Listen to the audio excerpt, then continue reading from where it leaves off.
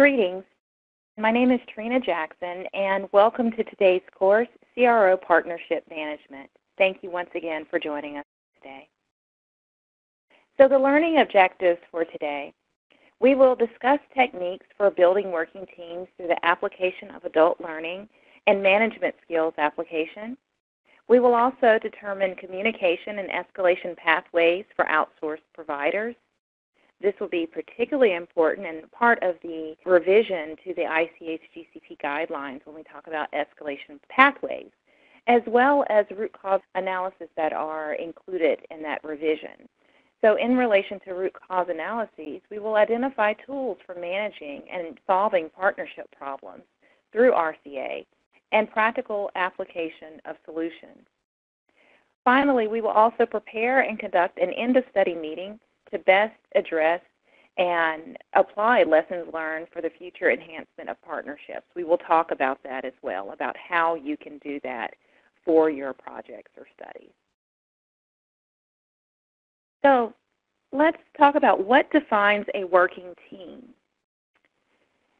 A working team is a team that will come together and will look at the success of the project. It will be a team where the satisfaction of the team members is really important. A working team has to have a goal. That goal has to be established from the start, and so that you can make sure you have the right team members. I always say that it's important whenever you are forming, whether it be a team of members in your workplace or for a particular task group or change management group, you never want everyone to be reflective of your experience or your thought process. It's really important to have people that come with unique ideas and experiences to create and encourage innovation. So what defines a working team is dependent upon the goal that you have in mind when it comes to forming and managing that team. What you see on this slide are different things that may be considered when establishing those goals. Is that team going to be focused on cost savings, satisfied sites, timelines being met? What is going to be important to that team? Techniques for building teams through the application of adult learning and management skills. Let's talk about that a little bit. I'll go back here for a moment. When we talk about techniques for building teams, we've already talked about how important it is to have a diverse group. There are many important adult learning and management skills that we will talk about throughout today's presentation, especially dealing with communication and how an important part of communication is not just doing the talking, but also listening.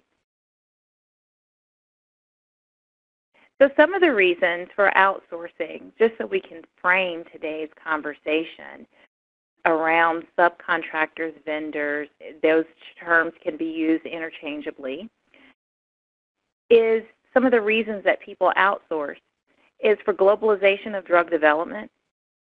Almost every project usually has some type of global aspect, even if you are doing a project within your state or your country.